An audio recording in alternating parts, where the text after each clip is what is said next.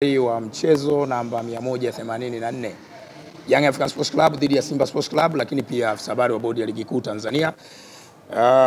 Tulikuwa na mkutano hapa awamu ya kwanza ambapo kocha mkuu wa klabu ya Yanga pamoja na nahodha wamezungumza nanyi wanahabari kuelekea mchezo huo, na kwa mujibu wa ratiba ambayo ilitumwa kwa klabu zote mbili na kwenu wanahabari, Simba Sports Club ambaye ni mgeni katika mchezo huu walipaswa kuwepo hapa saa 5:30 na kuanza mkutano, lakini tumefanya jitihada kadhaa.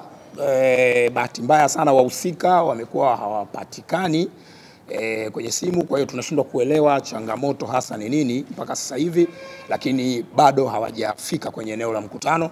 Na kwa sababu hili ni jambo la kikanuni, ni jambo ambalo lina ratiba, na baada ya hapa kuna ratiba ya matukio mengine kuelekea huo mchezo, hatuwezi kuendelea kuwepo hapa mpaka jioni, ndugu zangu wanahabari.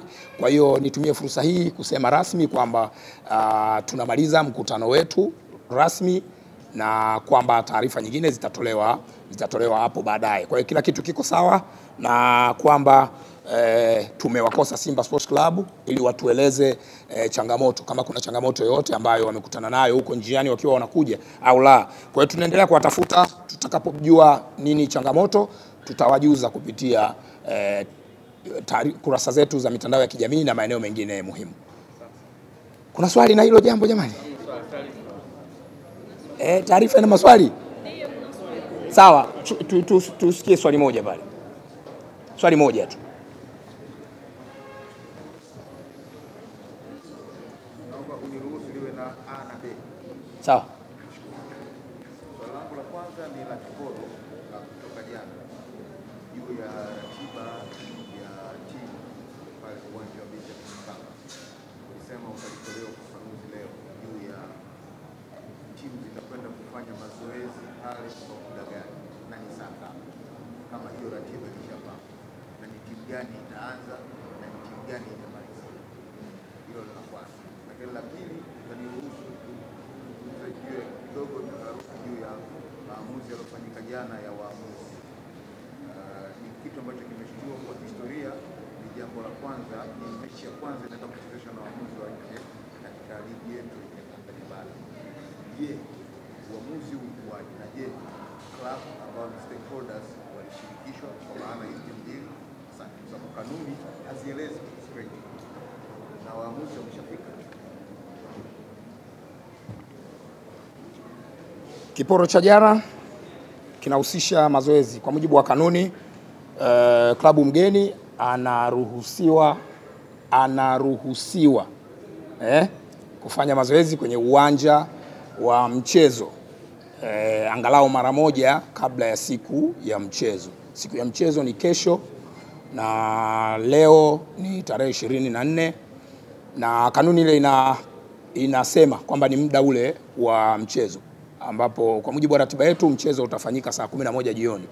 Kwa hiyo saa 11 jioni ya leo ndio muda wa kikanuni wa timu mgeni kufanya mazoezi kwenye uwanja wa Benjamin Mkapa. Lakini nimetumia neno wanaruhusiwa, halazimishi kwenda kufanya mazoezi. Baada ya hapa kuna kikao cha kitaalamu cha maandalizi ya mchezo. Kwenye kile kikao timu zote mbili zinakuwepo, na inawezekana uamuzi wa wao kwenda kufanya mazoezi au kutokwenda unaweza ukawa communicated huko. Kwa hiyo kwa sasa hivi hapa ninachoweza kusema ama kuwajuza wanahabari kwamba tuvute subira. Confirmation yote ikishafanyika basi tutashare kupitia kurasa zetu, na nitawaalika wanahabari kwa ajili ya kufanya coverage kwenye dakika 15 za mwanzo za mazoezi ya timu mgeni. Hilo ni swali la kwanza. Swali la pili, muuliza swali amezungumzia swala la waamuzi. Jana tulitangaza waamuzi wa mchezo, waamuzi wanne kutoka Misri na mtathmini wa waamuzi kutoka nchini Somalia. Ametumia neno taharuki. Mimi sidhani kama taharuki ni neno sahihi sana. Ni vile watu ni habari ambayo kutokana na upekee wa mchezo wenyewe, upekee wa tukio lenyewe, na watu wameipokea vile vile kiupekee.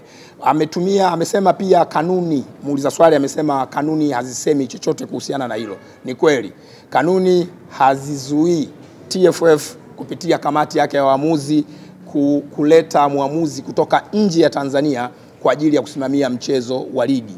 Kanuni inaeleza sifa za waamuzi wanaoweza kusimamia huo mchezo. Kwa hiyo jambo pekee ambalo tunaweza tukalieleza sasa hivi ni kwamba kwenye kanuni ya 39 ibara ya kwanza inaeleza kuhusiana na waamuzi ambao wanakuwa wanateuliwa mwanzoni mwa msimu, idadi ya waamuzi ambao wanateuliwa mwanzoni mwa msimu kwa ajili ya kusimamia mchezo. Lakini kanuni hiyo ya 39 ibara ya 3 inaelezea sasa kitu kinaitwa waamuzi wa akiba, kwamba kamati ikiteua wale waamuzi wa msimu mzima, inakuwa na jopo lingine la waamuzi ambao ni wa akiba, ambao wanaweza kutumika kwa dharura au pale inapohitajika.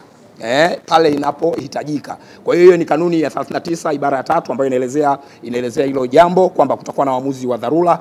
Hii orodha hii ya waamuzi haijawahi kutangazwa na TFF kupitia kamati yake.